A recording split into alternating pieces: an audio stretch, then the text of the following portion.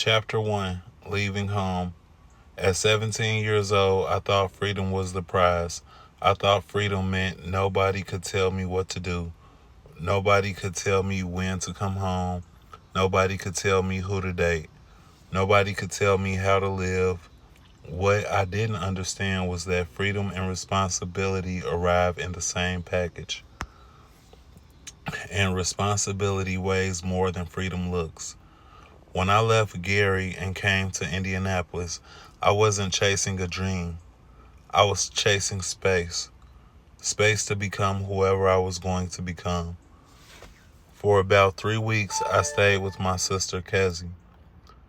Then, before I was even 18 years old, I got my own 2-bedroom apartment.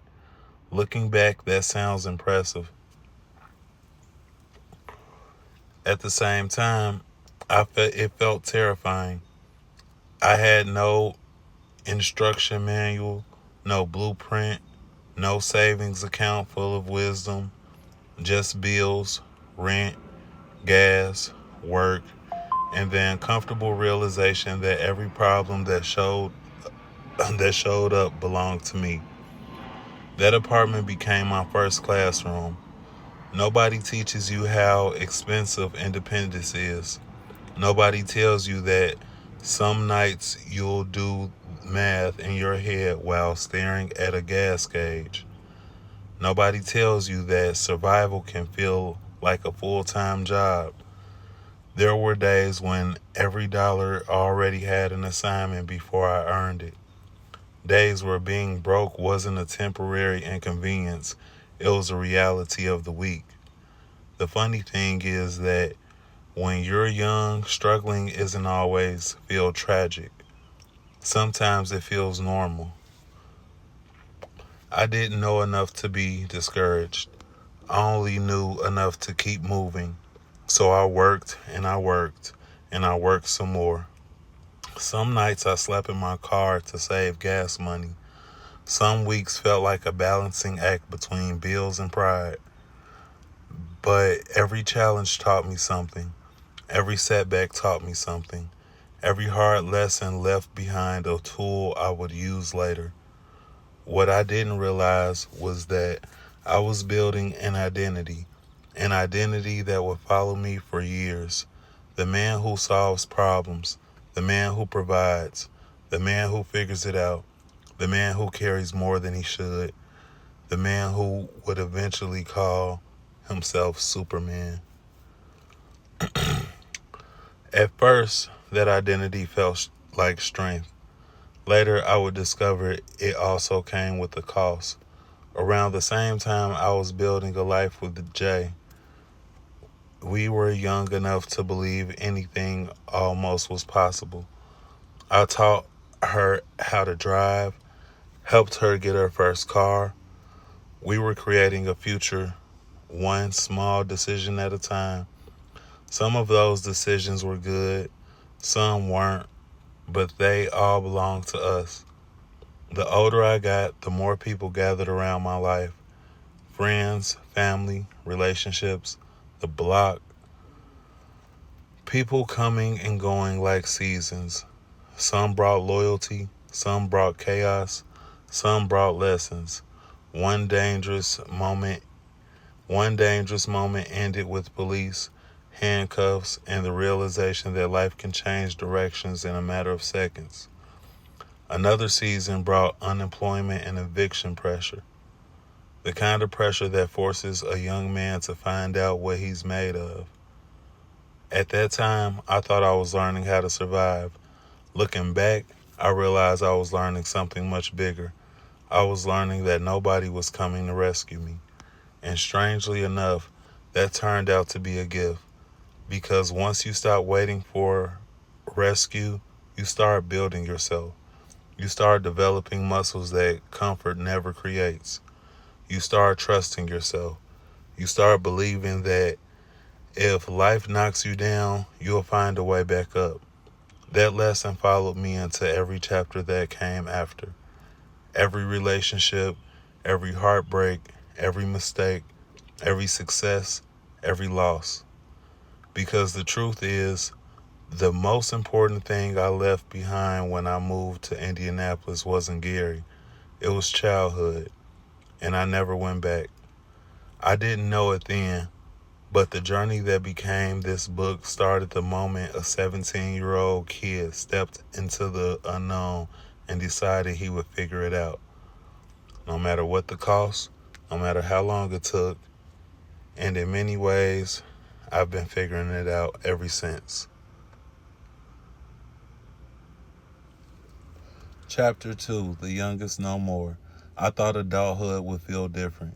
I thought there would be a moment where everybody suddenly looked up and said, yeah, he grown now. Instead, adulthood looked something like me standing inside an Enterprise with my t-shirt tucked in, my belt tightened, my pants pulled up higher than usual, trying my hardest to look older than I actually was. My car had broken down. I needed transportation.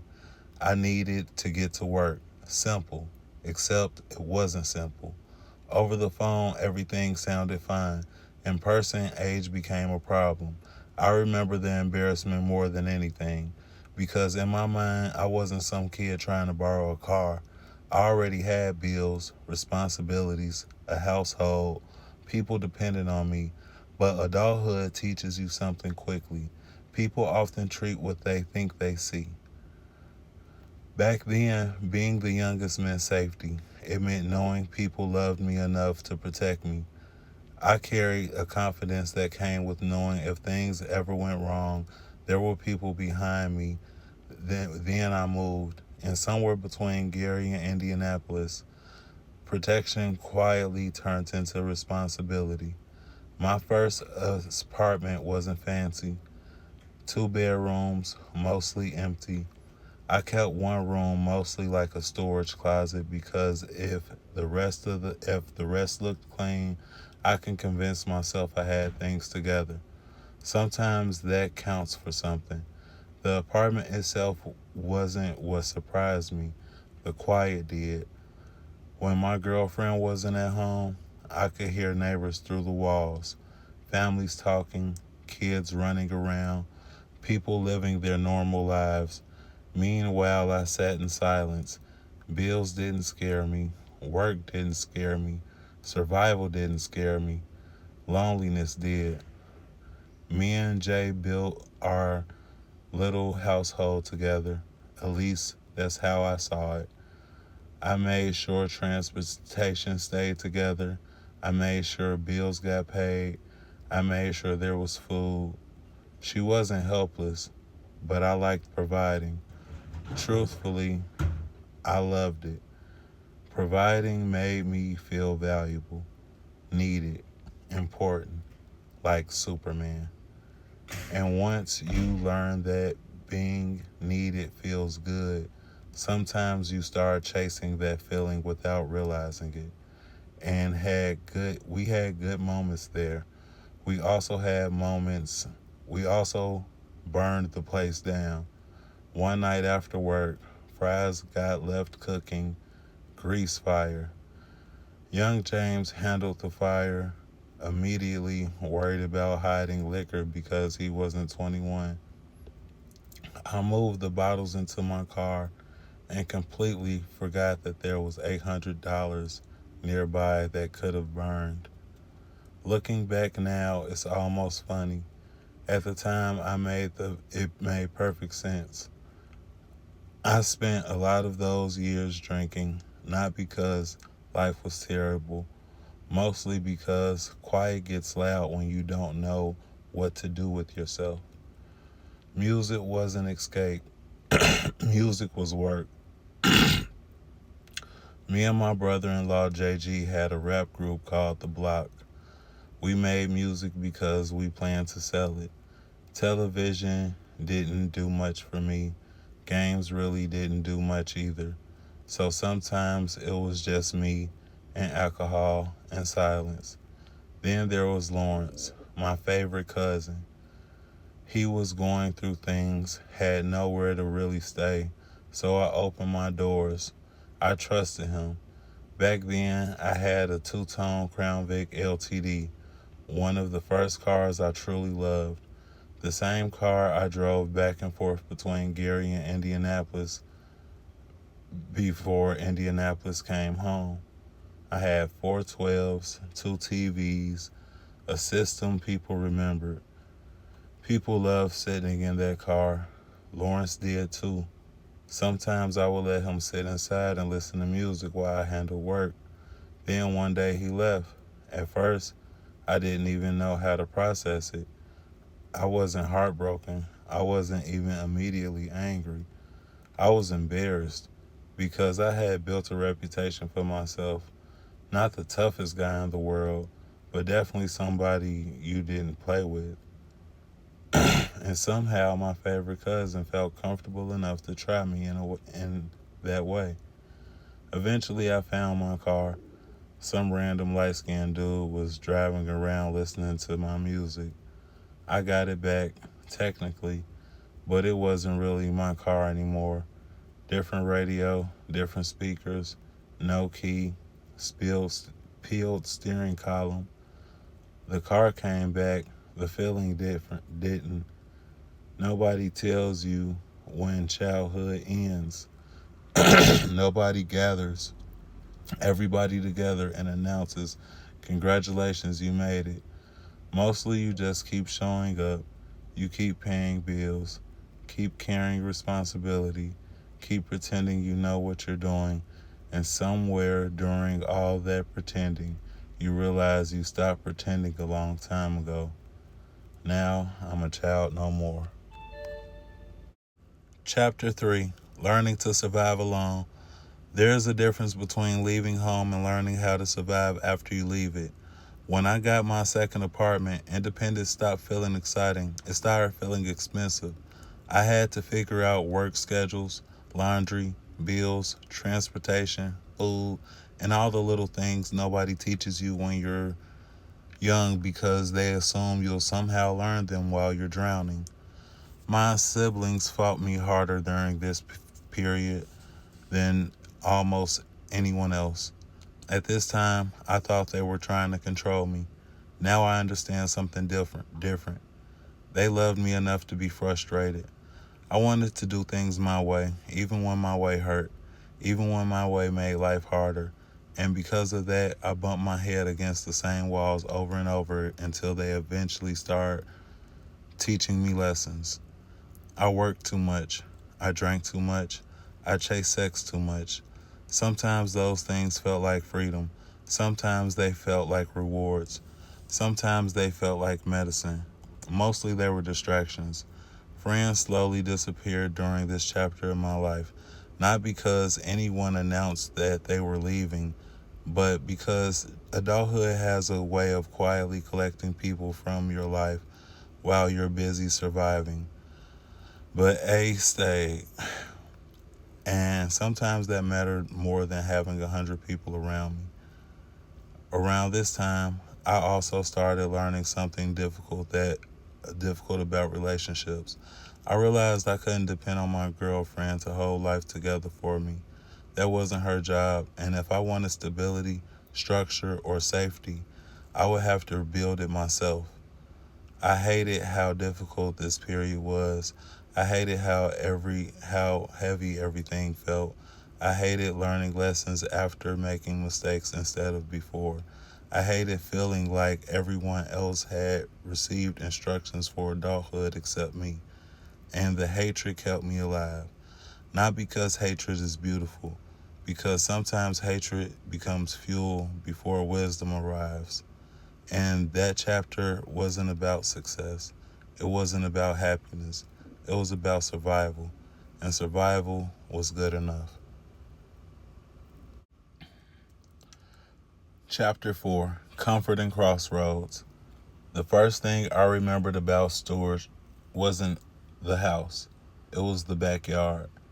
There was a park style bench with a table sitting out back, and for the first time in my life, I had the space that I felt like was mine.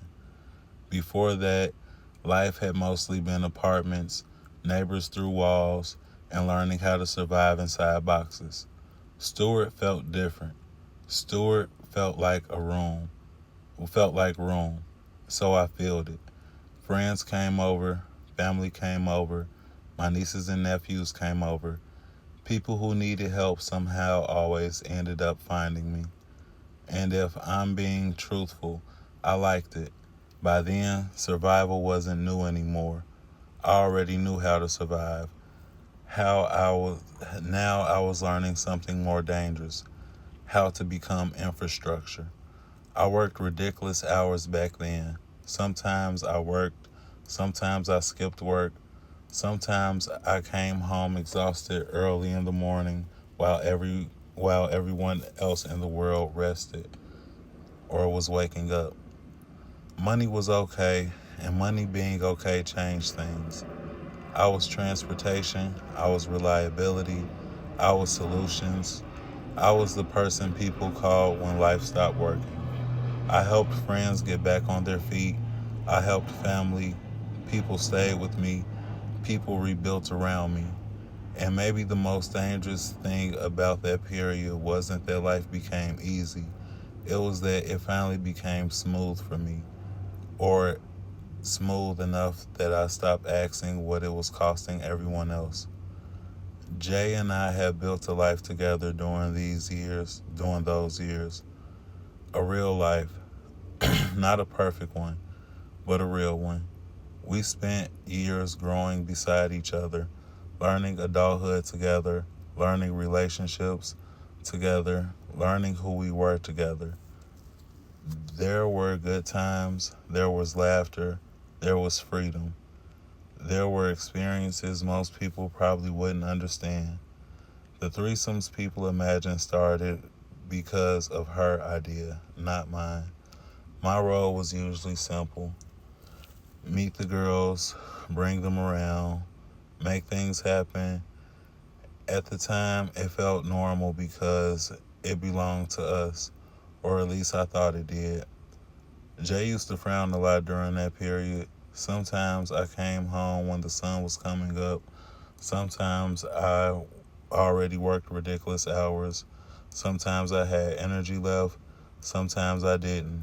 When I asked what was wrong, usually nothing was wrong, or at least that's what I was told. Years later, I still don't know how much of that was true. Maybe she was unhappy. Maybe she wanted independence.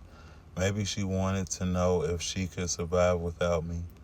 Maybe two people can love each other and still slowly become strangers. What I know now is simpler. Building a life together and growing together are not always the same thing.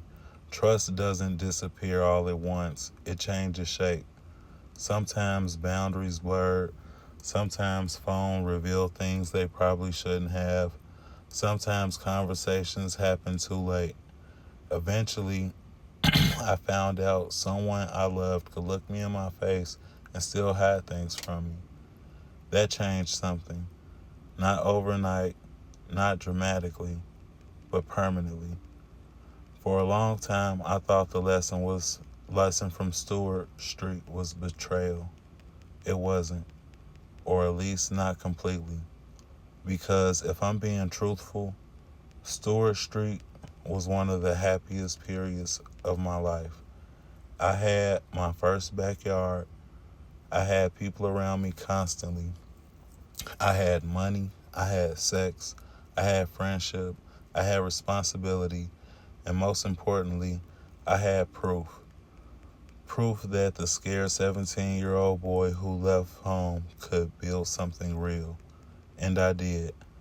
I built something real. The problem was that I built something around being needed.